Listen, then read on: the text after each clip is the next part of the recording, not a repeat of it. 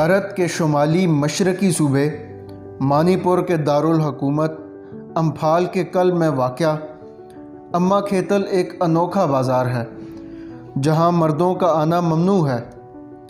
مقامی زبان میں اماں کا مطلب ماں اور کھیتل کا مطلب یعنی ماؤں کا بازار ہے، جس کی وجہ تسمیہ یہ ہے کہ یہ صرف خواتین کا بازار ہے، جو وہاں خواتین کو بااختیار بنانے کی ایک بڑی آمد کے طور پر جانا جاتا ہے۔ اس بازار کو اماں کھیتل یا ماں کی منڈی کہا جاتا ہے۔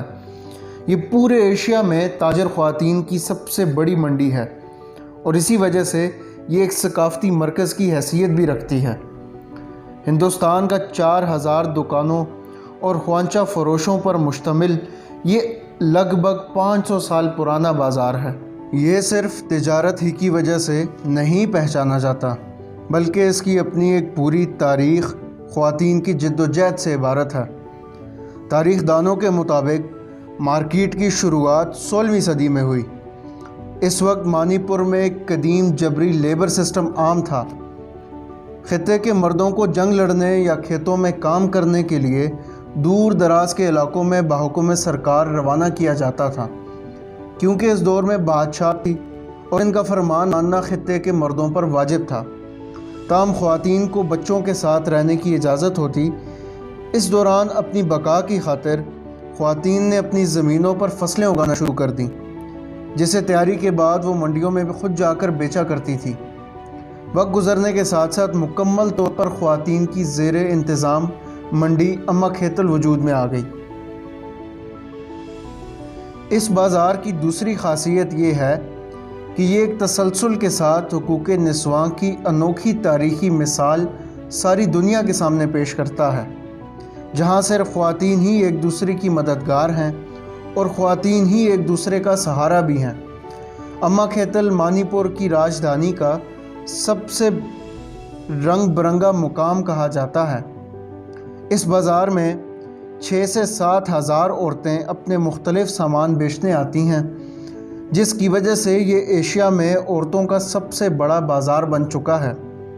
یہاں خشک کی گئی مچھلی سے لے کر مختلف قسم کے مسالہ جات، سبزیاں، کاسمیٹکس، زیورات، غرض ہر چھوٹی بڑی چیز دستیاب ہے۔ گویا یہاں آوازوں، نظاروں اور خوشبوؤں کی ایک پوری دنیا آباد رہتی ہے۔ برصغیر میں اپنے پنجے گاڑتے ہوئے جب سلطنت برطانیہ نے منی پور پر قبضہ کیا تو یہاں کی خواتین نے برطانوی پالیسی اور تجارتی اصلاحات کے خلاف بھرپور مزاحمت کی، اور ان کا کہنا تھا کہ برطانوی پالیسیاں منی پور کے لوگوں کو مزید کمزور کرنے کا باعث بنیں گی۔ انہوں نے اس کے خلاف 1939 میں ایک لڑائی بھی لڑی، جو تاریخ میں خواتین کی جنگ کہلائی۔ برطانیہ نے اس مزاحمت کو روکنے کے لیے کوئی کسر نہ اٹھا رکھی، حتیٰ کہ اس مارکیٹ کو غیر ملکیوں کے ہاتھ بیچنے کی بھی کوشش کی، لیکن اماں کھیتل کی خواتین بہادری کے ساتھ جان کی پرواہ کیے بغیر ڈٹی رہیں اور بالآخر فتح مند ہوئیں۔ اس بازار کی ہر صبح خوبصورت رنگوں کے ساتھ طلوع ہوتی ہے۔ یہاں کی دکاندار خواتین کو مخصوص روایتی ملبوسات میں دیکھا جا سکتا ہے۔ یہاں خواتین تاجروں کی ہنسی اور گپ شپ سے لے کر خریداروں اور فروخت کنندگان کے مابین باوتاب بحث و مباحثے تک بہت سی صدائیں سنائی دیتی ہیں، جو بھاری بھرکم اماں کھیتل کا ایک الگ ہی ماحول بنا دیتی ہیں۔ دن ڈھلتے کے ساتھ ہی یہ آوازیں کم ہونے لگتی ہیں، حتیٰ کہ شام قریب آتے ہی یہ ساری رسیلیں آوازیں مدھم ہونے لگتی ہیں، اور خواتین اکثر کئی میل دور دراز کے دیہاتوں میں اپنے گھروں کو واپس جانے کے لیے تیاری شروع کر دیتی ہیں۔ یہاں کی خواتین نے اپنی ایک یونین بھی تشکیل دی ہے جو بازار کے امور کی نگرانی کرتی ہے۔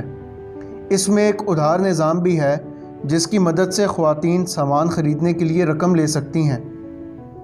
اماں کھیتل دراصل مضبوط بااختیار خواتین کے ایک بڑے سے خاندان کی مانند ہے، جو نہ صرف اپنی تجارت کا مالک ہے بلکہ معاشرتی اور سیاسی طور پر بھی اپنے حقوق سے آگاہ ہے۔ خواتین کی کامیابی اس حقیقت کا بھی زندہ ثبوت ہے کہ یہاں مرد کی دنیا یا عورت کی دنیا کہلانے والی کوئی چیز نہیں، بلکہ یہ ان لوگوں کی دنیا ہے جو کچھ کر کے دکھانا چاہتے ہیں۔